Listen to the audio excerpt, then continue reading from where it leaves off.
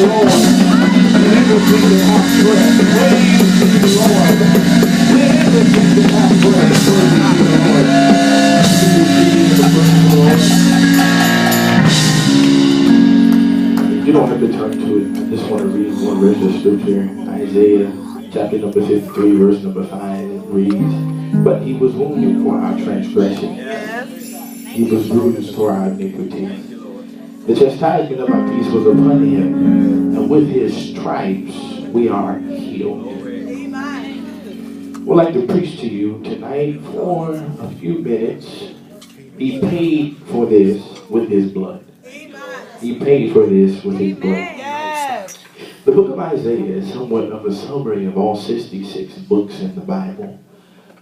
It is somewhat of a compilation because it really deals with things from Genesis all the way straight through to Revelation. It has so much wisdom. It's packed with so much knowledge. And honestly, I believe that God gave Isaiah some awesome insight on man's life, insight on their sin, all for the purpose of correction. If it ever seems like God has people meddling in your business, it's because God is trying to correct us. If it ever seems like somebody just knows a little bit too much about you, and it's not because they heard it floating around the church or because they heard rumors, but because God revealed it to them, it's because God is trying to bring some type of correction.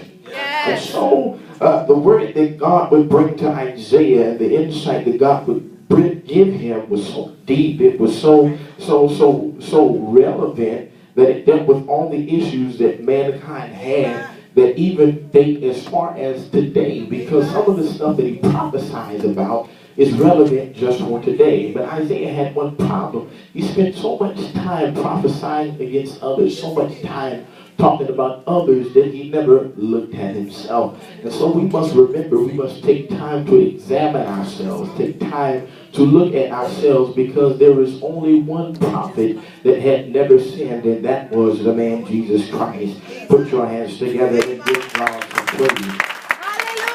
And so none of these prophets that were in the Bible, in the Old Testament and in the New Testament, none of them came to condemn, but they came to speak words of life that we might live. How do you know it? The Bible also says in John chapter number 3, verse number 17, it says, "For God sent not his Son into the world to condemn the world, but that the world through him might be saved." And I'm so grateful tonight that even though all the rest of the prophets had something nice to say, God sent his Son just for me. Put your hands together and give God some praise. And I'm also glad he didn't just send his Son for me, but he sent his Son for you and you and everybody in here tonight. He didn't send his Son just to bash me, just to beat me up, just to show me myself, but he did it so I can be liberated from my sins. The Bible says in John 3:16, "For God so loved the world that he gave his only begotten Son, that whosoever believeth in him should not perish, but have everlasting life." It was God's love that caused him to give everything that he gave for me. It was God's love that caused him to do everything that he did for me. It reminds me of what the songwriter said. He said, "Love lifted me," and it was the love of God that brought me out of my mess. It was the love of God that brought me out of my stuff. And I'm so glad tonight that God saw me a broken mess. God saw me beat up. He saw me messed up, and he looked at me in the pile full of rubbish, and God said that he is redeemable. Put your hands together and give God some praise. Earlier this week, I went to the thrift store and I began to look through things. I began to see things on my left and things on my right, and I saw a couple of toys that the people in the store tried to fix. Of course, they weren't new, but they might have been called refurbished because the people put them back together so that they would actually work. And God sent me here to tell you on tonight, even though to everybody else you might look like you're new, but God told me to tell you, I just redeemed you. I just picked up the pieces of your life, and I just so happen to love you enough to put them back together. Put your hands together and give God some praise. Everybody in the house tonight say, he did it for me. He did it for me. He redeemed me. He brought me out of darkness into this marvelous light. And the reason God did it, the reason God allowed it to happen was because of the fact that he loved me so much. The fact that he loved me so much caused him to come pick me up out of my mess. The Bible says it is love that covers a multitude of sin. And it was the love that God had all wrapped up in his heart just for me. I don't understand why God loved me so much. I don't understand why God cared about me so much. But all I know is that he did, and I'm grateful about it. Put your hands together and give God some praise here tonight.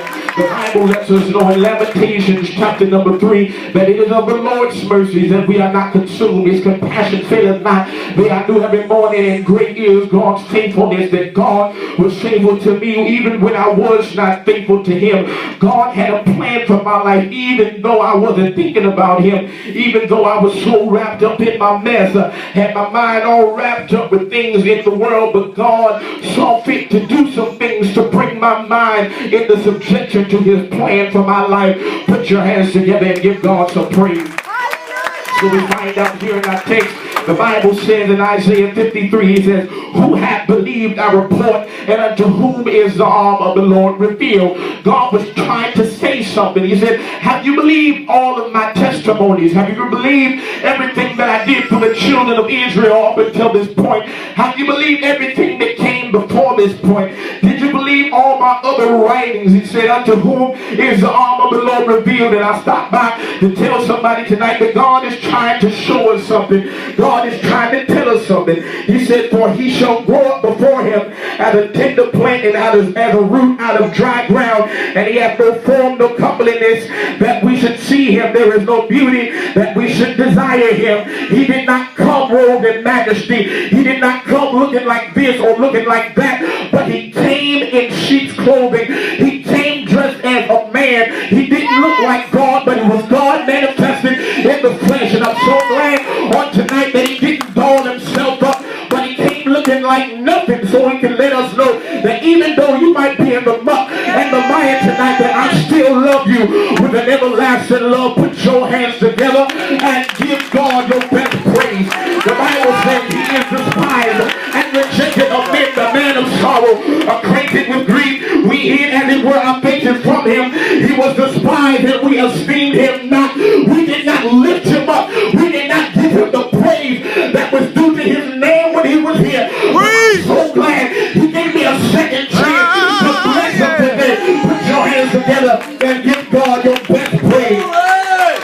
The Bible says, surely he hath borne our grief and carried our sorrows, yet we did esteem him stricken, smitten of God, and afflicted. They looked at him like it was God's will for him to be beaten. And I'm so glad they looked at it that way, because it pleased God to bruise him. It pleased God for him to be beaten. I'm so glad tonight that he paid for my blood with his blood. Put your hands together and give God your best praise. The Bible says he was wounded for our transgression, and he was bruised for our iniquity. The chastisement of our peace was upon him, and with his stripes we are healed. I am enabled to be here today because of the blood that ran from his vein, because they beat him early on Friday morning, because they tortured him, sent him down Golgotha, put him on the cross. I can be here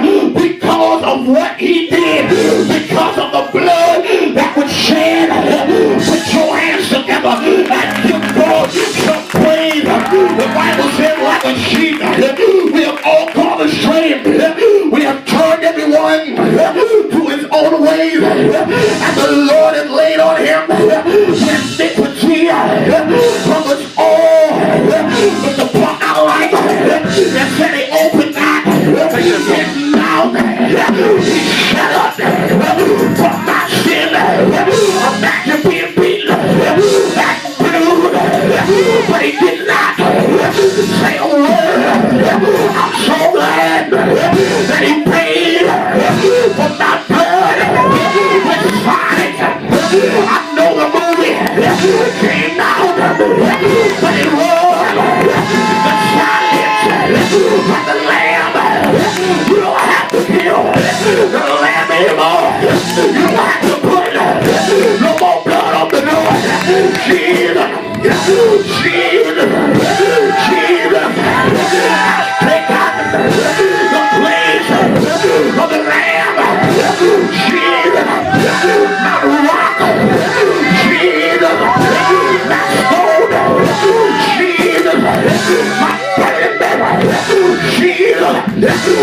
it in the